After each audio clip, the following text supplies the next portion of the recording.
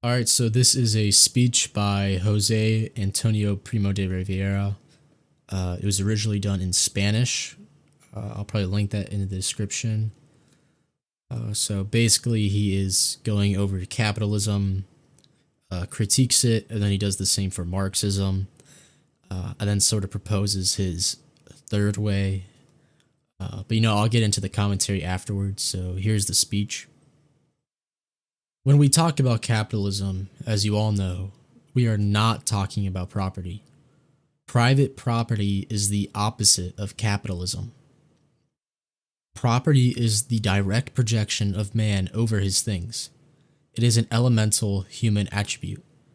Capitalism has been replacing this property of man with the property of capital, of the technical instrument of economic domination. Capitalism, through the terrible and unequal competition of large capital against small property, has been eliminating crafts, small-scale industry, and small-scale agriculture. It has been placing everything, and is increasingly placing it, in the hands of large trusts, of large banking groups. Capitalism ultimately reduces the same situation of anguish, the same subhuman situation of man detached from all his attributes, from all the content of his existence, from employers and workers, from workers and entrepreneurs. And this, I would like to impress firmly on everyone's mind.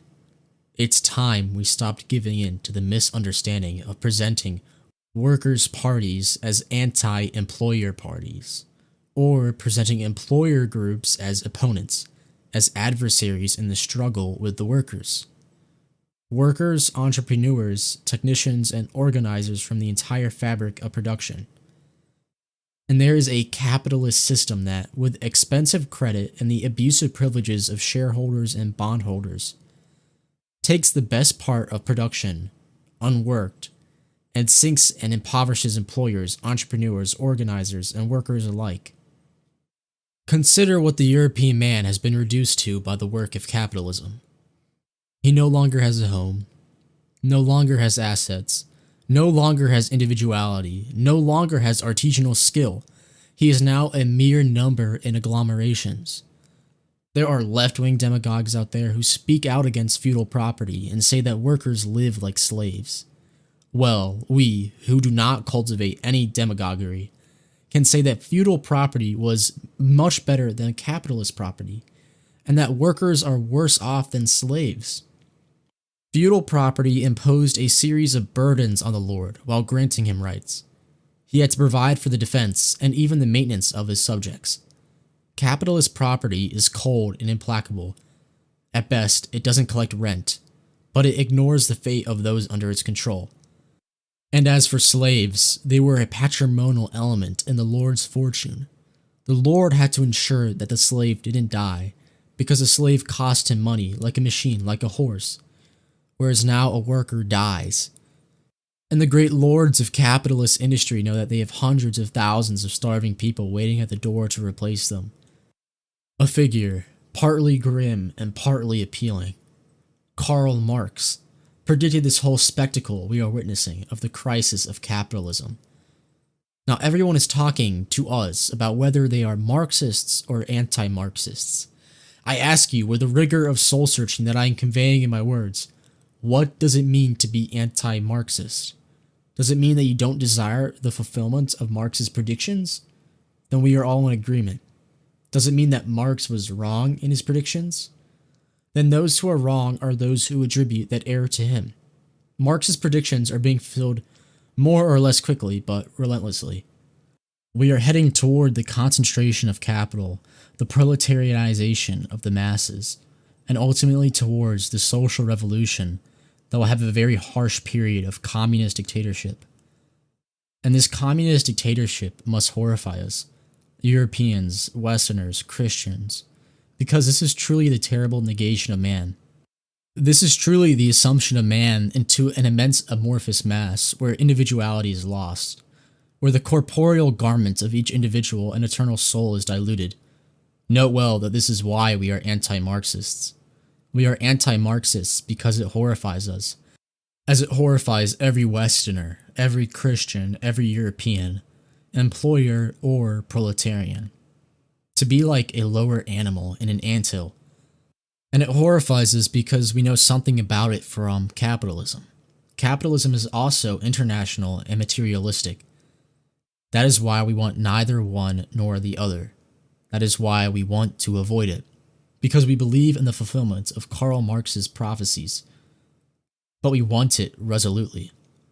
We don't want it like those anti-Marxist parties out there, who believe that the inexorable fulfillment of certain economic and historical laws can be mitigated by saying a few kind words to the workers and sending them some knitted coats for their children.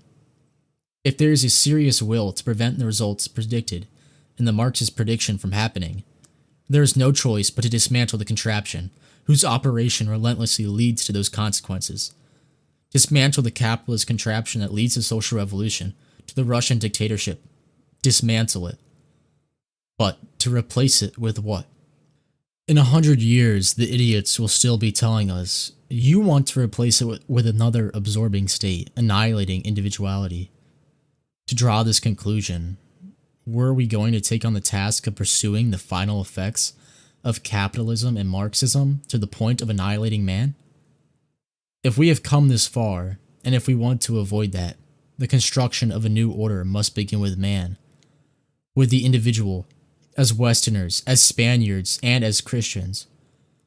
We must begin with man and proceed through his organic units. And thus we will rise from man to the family, and from the family to the municipality, and on the other hand to the union, and we will culminate in the state that will be the harmony of all. Thus, in this political, historical, moral conception with which we view the world, we implicitly have the economic solution. We will dismantle the economic apparatus of capitalist property, which absorbs all profits, to replace it with individual property, with family property, with communal property, and with union property. Thank you.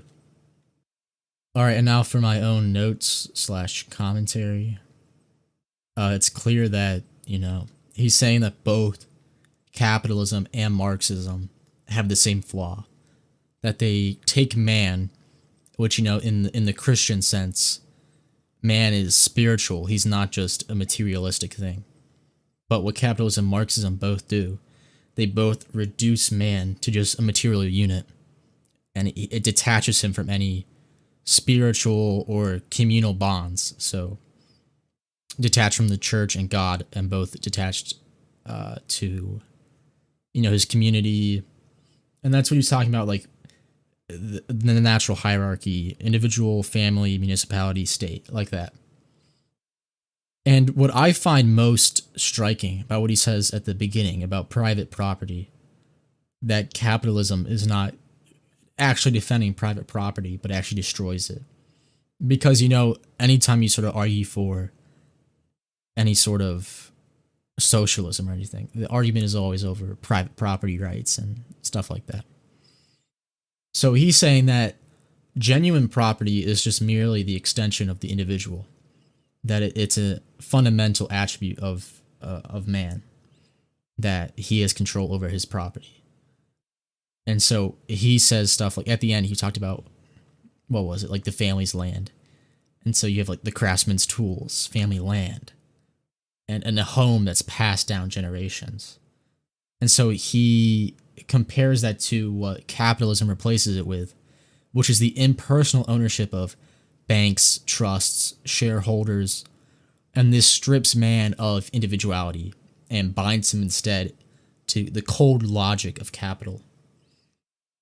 And so then he says, what is the solution that's offered to this? He says, obviously Spain in the 30s, and even today, Marxism.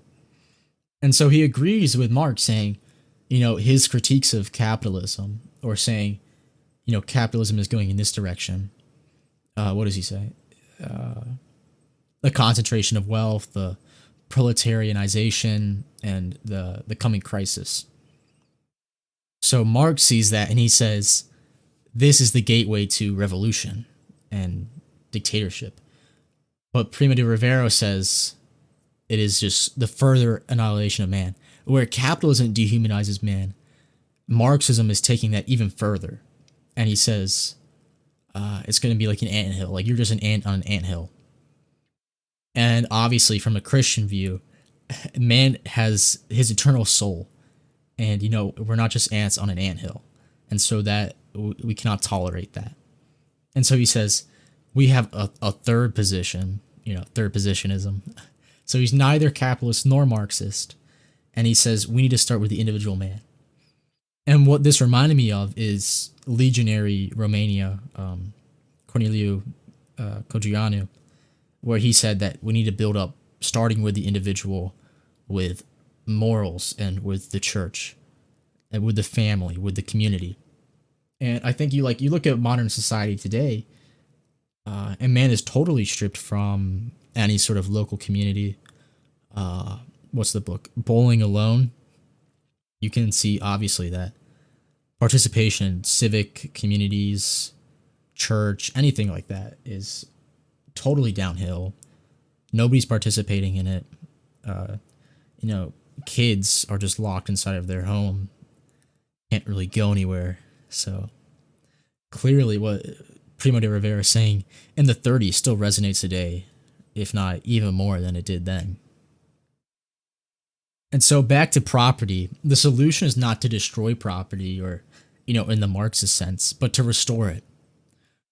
Individual property, family property, communal property, union property. I mean, you look back at England, right? They would have common grazing lands and stuff. Can you imagine that today? Things like that are more and more rare. So people have forgotten about the common good. And so what we really need to reflect is the broader Christian understanding that freedom, is not just, I can do whatever I want as long as I don't harm other people or whatever, but life in communion, where our material life is subordinate to a higher reality of our spirit, where freedom isn't just, I can just do whatever I want, but that we need to recognize what's good for the community and sort of the obligation we have to the community and to God and to the church.